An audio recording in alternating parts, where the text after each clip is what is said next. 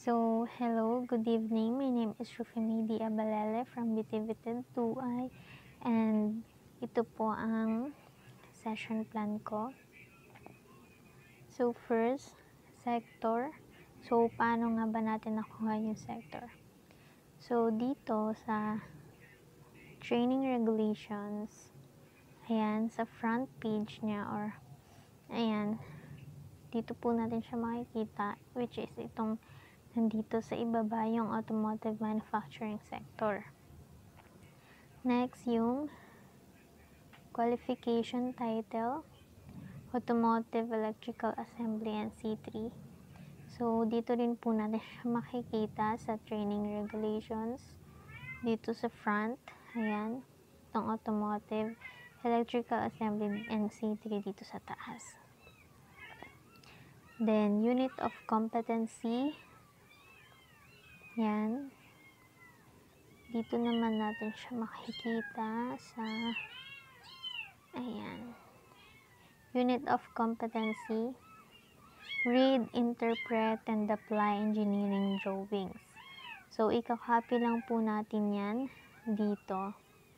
Ayan. Ayan po.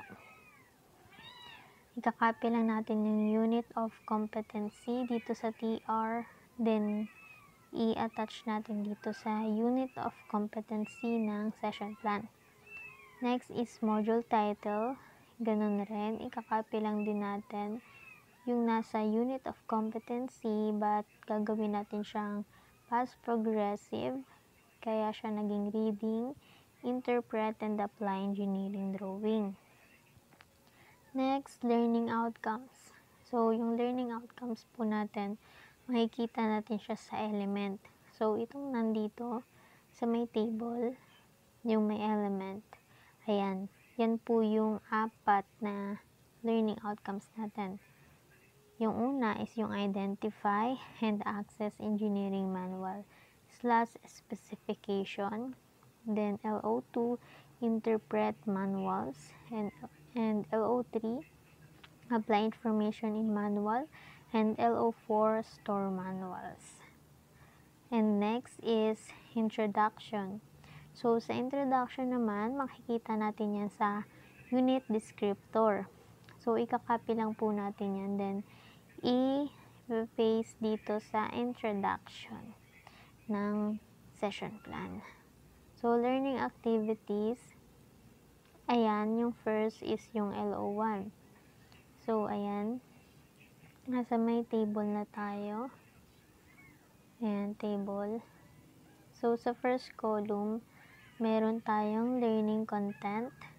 Ayan. Yung learning content naman natin, makikita natin yan dito sa may table. Ayan, performance criteria.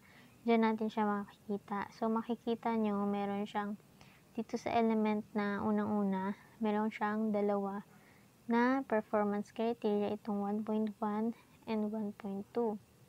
Yung una, ayan, may makikita kayo dito ng mga highlights, bold letters, pero yung sa akin kasi, isa lang siya, itong manuals, then yung the rest, wala na.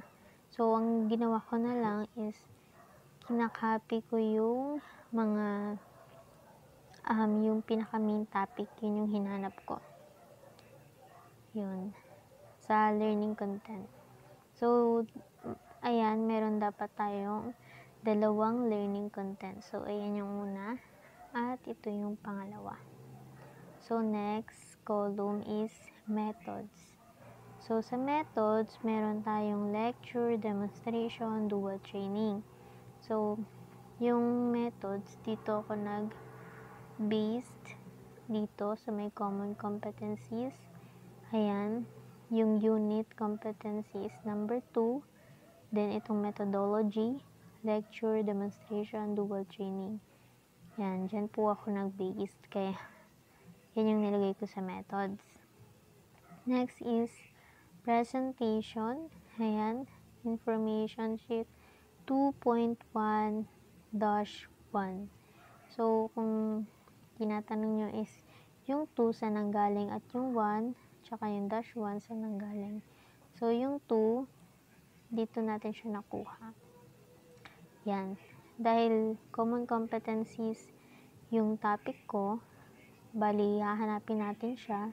So, itong read, interpret, and apply engineering drawing. So, makikita nyo sa common competencies is pangalawa yung yung topic natin or yung topic ko.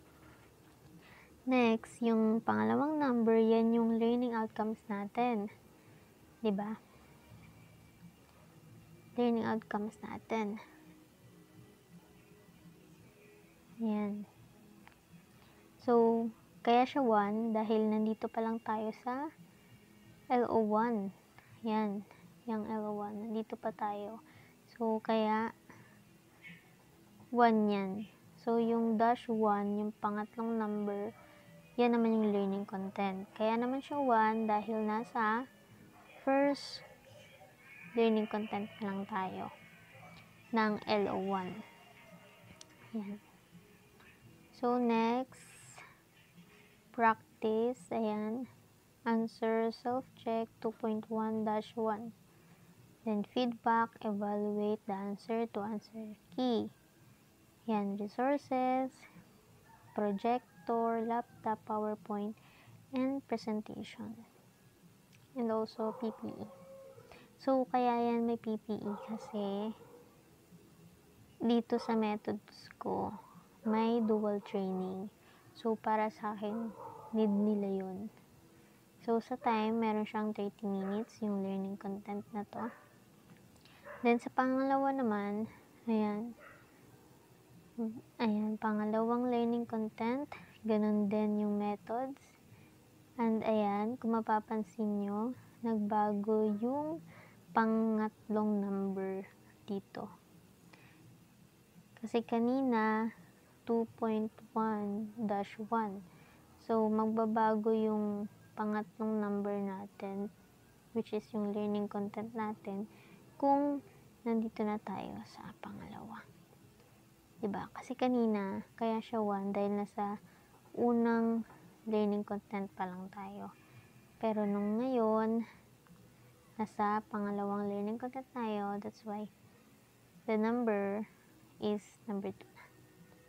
Then, ganun rin sa self-check 2.1-2. Tapos, ayan, evaluate.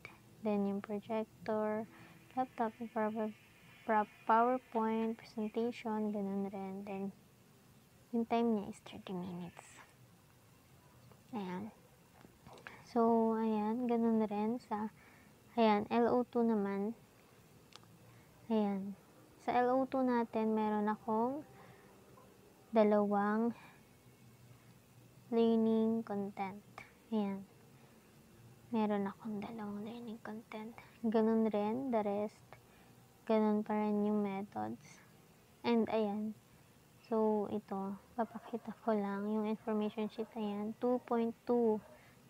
So, diba kanina, 2.1-1 and 2 yan. Pero ngayon, naging 2.2-1. So, kaya naging 2 yung nasa gitna is dahil nasa pangalawang learning outcomes na tayo. Ayan. Sabi ko nga kanina, magbabago lang yung nasa gitna. Tsaka yung pangatlo, yan. Yung pangatlo, magbabago kapag nasa panibagong learning content na. Then, yung sa gitna is yung learning outcomes kapag nagbago na ako, nasa LO2 ka na, LO3, dapat magbabago yan. Pero yung nasa unahan is ito yun na yung unit competency natin, so hindi na yun magbabago. So yung answer self-check, ayan, ganun rin, and ayan, pare-paras lang. So 30 minutes din to, yung dalawang content dito sa LO2. Then itong ang LO3 ko, ayan, LO3 ko, meron siyang 4 na learning content. Tsaka yung LO4 ko, meron naman siyang 1 content and 1 learning content. So, paano ko nga ba nakuha yung time ng ating unit? So, una, dito ako tumingin sa TR. Ayan. Meron yung common competencies kasi, doon nakapaloob yung unit na meron ako. So, meron akong 20 hours. So, yung 20 hours ko, dapat ko siyang i-divide sa unit. Sa unit competency. Kumbaga, kung ilan yung nasa common competency. So, dito, makikita natin kung ilan yung nasa common competencies sa dalawa. So, ayan. Meron akong 5 unit sa common competencies at yung topic na meron ako is pangalawa siya.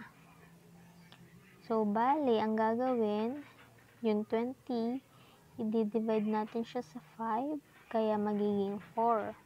So, yung 4 na yon, ibig sabihin, dapat yung bawat unit na nasa common competencies is dapat may 4 hours na nominal time. May yun, duration nila.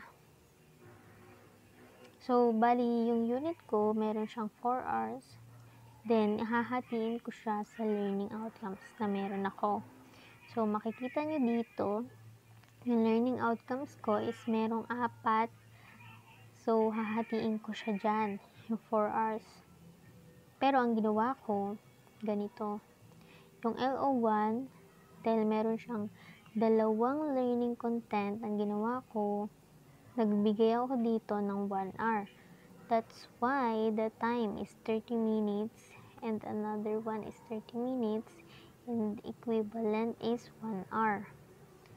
Then, sa FO2, ganun rin.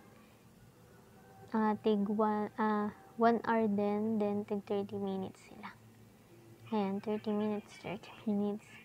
But, the LO3, kasi madami siya. Meron siyang 4 na learning content. Then, yung sa 4 ko nga, is meron siyang 1 lang. So, ang ginawa ko, ang binigay kong oras dito is 30 minutes lang. Then, yung another 30 minutes, para maging 1 hour siya, binigay ko siya dito sa LO3 ko. Yan, sa LO3 ko siya nilagay. Kaya, ang ginawa ko, yung LO3 ko, meron siyang 1 hour and 30 minutes. Then, yung 1 hour and 30 minutes, dinivide ko siya sa 4. Then, yun nga, ang kinalabasan is 22.5. Bali, bawat learning content na meron ako sa LO3, may 22.5 na time. Yun. Kumbaga, meron siyang minutes na ganun. And the last is the assessment plan. So, makikita may written test, performance test, demonstration, and practical exam. So, ayun lang. Thank you po.